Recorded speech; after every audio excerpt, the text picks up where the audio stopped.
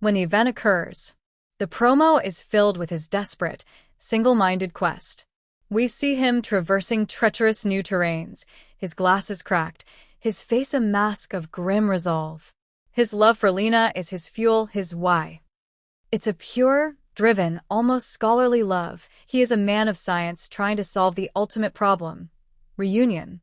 Flashbacks show tender moments, them laughing in a sun-drenched kitchen, discussing books, a quiet intimacy that defines their bond. This love is the story's emotional core, the beacon of hope in the darkness. Lena Thorne, the resilient heart. Lena is not a damsel in distress. The promo reveals she is trapped in the initial impact zone, a city now transformed into a dangerous, labyrinthine ruin. She is shown to be resourceful, leading a small group of survivors, her medical skills, hinted at from her past as a surgeon, making her invaluable. However, her resilience is constantly tested by her longing for Eris. We see her clutching a locket with his picture, her face etched with equal parts hope and despair. Her love for Eris is her sanctuary, the memory she retreats to when the horrors of the new world become too much. Caleb, the rugged wild card. Enter Caleb, the leader of a rugged band of survivors who have embraced the new world's harsh laws. He finds Lena's group and offers protection, but at a cost. Caleb is everything Eris is not: physically dominant, pragmatic to a fault, and deeply connected to the immediate, visceral reality of survival. The promo doesn't waste time hinting at the chemistry between him and Lena. There's a charged scene where he teaches her to defend herself, his hands on hers, a moment of intense physical proximity that stands in stark contrast to the intellectual closeness she shared with Eris. Another scene shows them sharing a rare moment of laughter over a campfire, a glimpse of the simple, primal connection that can form in extremis. This is where lust enters the narrative. It's not portrayed as mere infidelity, but as a dangerous, understandable force. Lena's world has been reduced to fear and scarcity. Caleb represents strength, security, and the raw appeal of living in the moment. The lust here is born from a desperate need for comfort, for a tangible anchor in a world that has stolen hers. The promo's most telling moment is a brief, heated kiss between Lena and Caleb, immediately followed by a shot of her looking horrified at her own actions, clutching Eris's locket. This internal conflict, the pull between a cherished past love and a compelling, necessary present, is the soul of the film's romantic tension. The seeds of revenge, a betrayal that shatters everything. The promo masterfully builds towards the story's explosive turning point. Through sheer, improbable determination, Eris finds the enclave where Lena is staying. The reunion scene is teased in quick cuts, a moment of stunned recognition, a desperate, tearful embrace that seems to block out the entire apocalyptic world. It's the payoff the audience has been waiting for. But it's short-lived. The very next shot shows Eris witnessing something that shatters his world for a second time. He sees an intimate, unguarded moment between Lena and Caleb. It might not be the kiss itself. The promo cleverly obscures this. It could be a look of deep understanding, a casual touch that speaks of shared history, or Caleb placing a protective hand on the small of her back. For Eris, whose entire journey has been fueled by the image of a perfect, waiting love, this is the ultimate betrayal.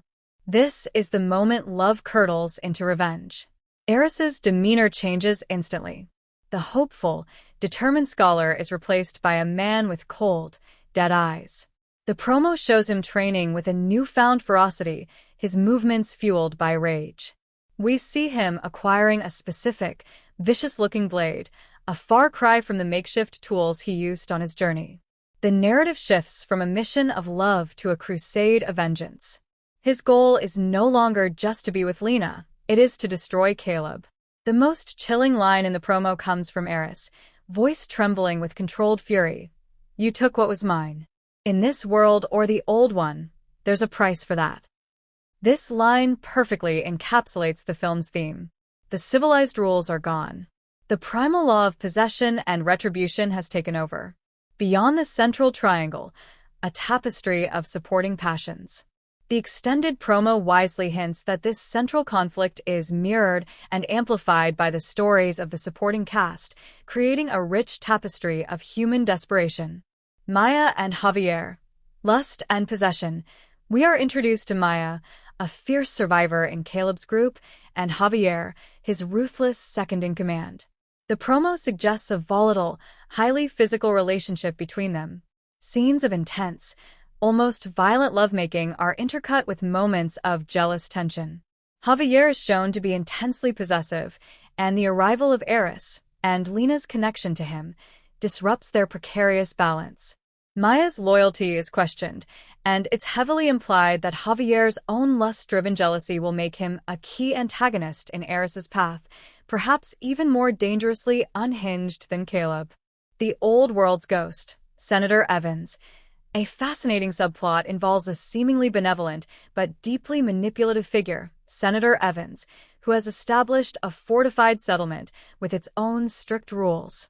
The promo shows him giving a stirring speech about a new dawn for humanity. However, darker shots reveal him making a covert deal with a shadowy figure, trading supplies for something or someone.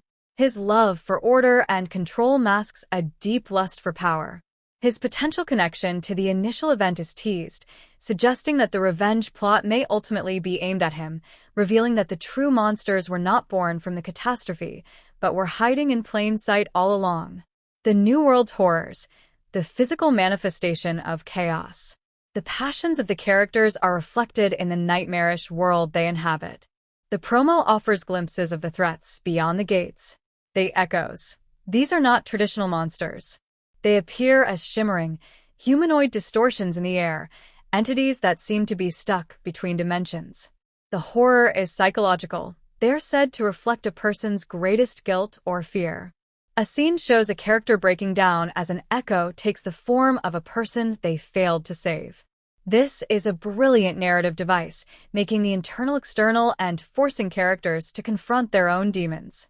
The Twisted. In contrast, the Twisted are the physical horrors, wildlife, and perhaps even humans mutated by the event's energy. They are grotesque, predatory, and represent the pure, mindless danger of the new world. The struggle against them is a constant, bloody fight for survival. Faction warfare. The promo hints at conflicts not just with monsters, but with other human groups. A brutal, chaotic firefight is shown between Caleb's group and a more savage, marauding faction led by a scarred warlord. This expands the scope of revenge from a personal quest to a tribal war, where slights are paid back in blood. Predicting the climax, a collision of all passions. Piecing together the promo's clues, the climax promises a spectacular collision of all these intertwined themes. Eris, now a capable and cold-hearted hunter, will likely confront Caleb. This won't be a simple showdown. It will be complicated by an external threat, perhaps an attack by the Marauder faction or a swarm of the Twisted. The group will be